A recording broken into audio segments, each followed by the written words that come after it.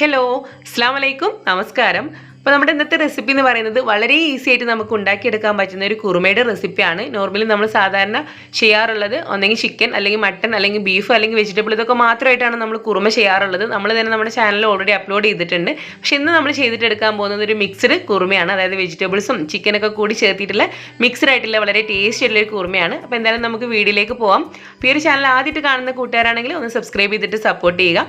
അപ്പോൾ ആദ്യം തന്നെ നമ്മുടെ ഈ ഒരു മിക്സ്ഡ് കുറുമ ചെയ്യാൻ വേണ്ടി ഞാനിതേ പ്രഷർ കുക്കർ എടുത്തു വെച്ചിട്ടുണ്ട്. നമുക്ക് ഈ ഒരു പ്രഷർ കുക്കർ മാത്രം മതിയാകും ഈ ഒരു കുറുമ ചെയ്യാൻ വേണ്ടിയിട്ട്. മറ്റു പാത്രങ്ങളുടെ ഒന്നും ആവശ്യമില്ല. ഈ കുക്കർ ഞാനിവിടെ ചൂടാക്കാൻ വേണ്ടി വെച്ചിട്ടുണ്ട്. ഇതിലേക്ക് നമുക്കൊരു 2 ടേബിൾ സ്പൂണോളം വെളിച്ചെണ്ണ ഒഴിച്ചു കൊടുക്കുകയാണ്. അപ്പോൾ നമുക്ക് ഈ ഒരു കുറുമ വെളിച്ചെണ്ണയിൽ ചെയ്യുമ്പോഴാണ് കുറച്ച് കൂടുതൽ ടേസ്റ്റ് കിട്ടുന്നത്. നിങ്ങൾക്ക് വേണമെങ്കിൽ സൺഫ്ലവർ ഓയിൽ വേണമെങ്കിൽ യൂസ് ചെയ്യാവുന്നതാണ്. ഇതിലേക്ക് ഒരു 1/2 ടീസ്പൂണോളം നമ്മുടെ വലിയ ജീരകം അതായത് ഫെനൽ സീഡ്സ് ചേർത്ത് കൊടുക്കുന്നുണ്ട്. ഒരു 1.5 ടേബിൾ സ്പൂണോളം ഇഞ്ചി വെളുത്തുള്ളി രണ്ടും കൂടെ ചെറുതായിട്ടൊന്ന് ചതച്ചെടുത്താണ്. അതും കൂടെ ചേർത്തിട്ട് ജസ്റ്റ് ഒന്ന് സോട്ട് ചെയ്തിട്ട് കൊടുക്കുകയാണ്. ഇനി നമുക്കിതിലേക്ക് അടുത്ത് ചേർക്കേണ്ടത് സവാളയാണ്. ഞാനിവിടെ ഒരു മീഡിയം സൈസ് ആയിട്ടുള്ള സവാളയുടെ പകുതിയാണ് കനം കുറഞ്ഞ് അരിഞ്ഞെടുത്ത് ഇതിലേക്ക് ചേർത്തിട്ടുള്ളത്. ജസ്റ്റ് അതും കൂടെ ഒന്ന് സോട്ട് ചെയ്തിട്ട് കൊടുക്കുകയാണ്. നമുക്ക് അടുത്തതിലേക്ക് ചേർക്കാനുള്ളത് തക്കാളിയാണ്. അത് ഈ പറഞ്ഞ പോലെ തന്നെ ഒരു മീഡിയം സൈസ് ആയിട്ടുള്ള തക്കാളിയുടെ പകുതി എടുക്കുന്നുള്ളൂ. അതുകൊണ്ട് ചേർത്ത് വഴറ്റി കൊടുക്കുകയാണ്. ഒരു പച്ചമുളക് ഒന്ന് കട്ട് ചെയ്ത് ചേർത്ത് കൊടുക്കാം. അപ്പോൾ എരിവൊക്കെ കുറച്ച് കൂടുതൽ വേണമെന്നുള്ളവർക്ക് വേണമെങ്കിൽ 2 പച്ചമുളകൊക്കെ എടുക്കാവുന്നതാണ്. എല്ലാം കൂടെ നന്നായിട്ടൊന്ന് വഴറ്റി കൊടുത്തിട്ടുണ്ട്. ഇതിലേക്ക് ഒരു 1/2 കപ്പോളം തേങ്ങ ചിരകിയതും കൂടി ഈ ഒരു സമയത്ത് ചേർത്തിട്ട് നന്നായിട്ട് തന്നെ ഒന്ന് വഴറ്റി കൊടുക്കുകയാണ്. ഇതൊക്കെ നമ്മൾ വളരെ ചെറിയ തീയിലിട്ടിട്ട് ചെയ്താൽ മതിയാകും. ഇതിലേക്ക് ഒരു 1/4 ടീസ്പൂണോളം മഞ്ഞൾപ്പൊടി ഈ ഒരു സ്റ്റേജിൽ ചേർത്ത് കൊടുക്കുന്നുണ്ട്. അതുപോലെ തന്നെ ഒരു 8 കാഷ്യൂനട്ട് വെള്ളത്തിലൊന്ന് സോക്ക് ചെയ്തും കൂടെ ഞാനതിലേക്ക് ചേർക്കുന്നുണ്ട്. നമ്മുടെ കയ്യിൽ കാഷ്യൂനട്ട് ഉണ്ടെങ്കിൽ ഒരു 10-12 വരെ എടുത്താലും ഈ ഒരു കറിക്ക് നല്ല ടേസ്റ്റും കൊഴുപ്പൊക്കെ കിട്ടും. ഒരു കാഷ്യൂനട്ട് ഞാൻ വെള്ളത്തോട് കൂടിയിട്ടാണ് ചേർത്തിട്ടുള്ളത്. ജസ്റ്റ് എല്ലാം കൂടെ സോട്ട് ചെയ്തതിന് ശേഷം ഈ ഒരു കുക്കറിൽ നിന്നും നമുക്കിത് എടുത്തിട്ട് ചൂടൊക്കെ പോയതിന് ശേഷം നമ്മുടെ മിക്സിയുടെ ജാറിലേക്ക് ചേർത്തിട്ട് അതിനൊന്ന് ഗ്രൈൻഡ് ചെയ്തിട്ട് എടുക്കണം. നെക്സ്റ്റ് നമ്മൾ ഈ ഒരു സെയിം കുക്കറിലേക്ക് തന്നെ വീണ്ടും ഒരു 1.5 ടേബിൾ സ്പൂണോളം വെളിച്ചെണ്ണ ഒഴിച്ചു കൊടുക്കുന്നുണ്ട്. ഇതിലേക്ക് ഒരു 3 ഏലക്ക, 3 ഗ്രാമ്പു, 2 ചെറിയ കഷ്ണം പട്ട ഇത്രയും ചേർത്തിട്ട് ജസ്റ്റ് ഒന്ന് സോട്ട് ചെയ്തിട്ട് കൊടുക്കുക. ഇനി അടുത്ത് നമുക്കിതിലേക്ക് കുറച്ച് ഫ്രഷ് ആയിട്ടുള്ള കറിവേപ്പില കൂടെ ചേർത്ത് കൊടുക്കാം. നെക്സ്റ്റ് നമുക്ക് ഇതിലേക്ക് ചേർക്കേണ്ടത് വെജിറ്റബിൾസ് ഒക്കെയാണ്. അപ്പോൾ ഞാനിവിടെ കുറച്ച് ഗ്രീൻ പീസ്, അതുപോലെ തന്നെ ക്യാരറ്റ്, ഉരുളക്കിഴങ്ങ്, പയർ, പിന്നെ വളരെ ചെറിയ ഒരു ക്യാപ്സിക്കത്തിൻ്റെ വളരെ പകുതിയില്ല ഒരു 1/4 ഭാഗം ക്യാപ്സിക്കം കട്ട് ചെയ്തും കൂടെ ചേർക്കുന്നുണ്ട്. ഗ്രീൻ പീസ് ഓൾറെഡി നമ്മൾ വെള്ളത്തിൽ കുതിർത്ത് വെച്ചിട്ടുള്ള ഗ്രീൻ പീസാണ്. അപ്പോൾ ഇതെല്ലാം തന്നെ ഞാൻ കുക്കറിലേക്ക് ചേർത്ത് കൊടുക്കുന്നുണ്ട്. അപ്പോൾ വെജിറ്റബിൾസിൻ്റെ അളവൊക്കെ നിങ്ങൾക്ക് തീരുമാനിക്കാം. നിങ്ങൾ എത്രത്തോളം ക്വാണ്ടിറ്റി ചെയ്യുന്നുണ്ടോ അതിനനുസരിച്ചുള്ള വെജിറ്റബിൾസ് ഒക്കെ ചേർത്ത് കൊടുക്കാം. ജസ്റ്റ് ഒന്ന് സോട്ട് ചെയ്ത് കൊടുക്കുന്നുണ്ട്. ഇനി ഇതിലേക്ക് നെക്സ്റ്റ് ഈ ഒരു ബൗളിന് ഒരു ബൗൾ ചിക്കൻ എടുക്കുന്നുണ്ട്.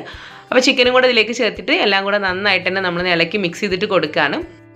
നമുക്കിതിലേക്ക് ചേർക്കേണ്ടത് ഒരു 1/4 ടീസ്പൂണോളം മഞ്ഞൾപ്പൊടി ചേർത്ത് കൊടുക്കാം. ഇതിൻ്റെ കൂട്ടത്തിൽ ഒരു 1/2 ടീസ്പൂണോളം മല്ലിപ്പൊടി കൂടെ ചേർത്ത് കൊടുക്കുന്നുണ്ട്.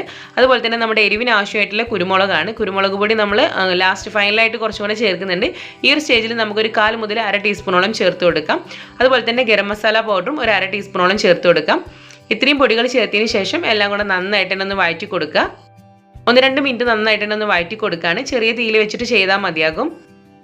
ഈ ഒരു സമയം ഇതിലേക്ക് ആവശ്യമായിട്ടുള്ള ഉപ്പും കൂടെ ചേർത്തിട്ട് എല്ലാം കൂടെ നന്നായിട്ട് തന്നെ ഒന്ന് മിക്സ് ചെയ്തിട്ട് കൊടുക്കുകയാണ്.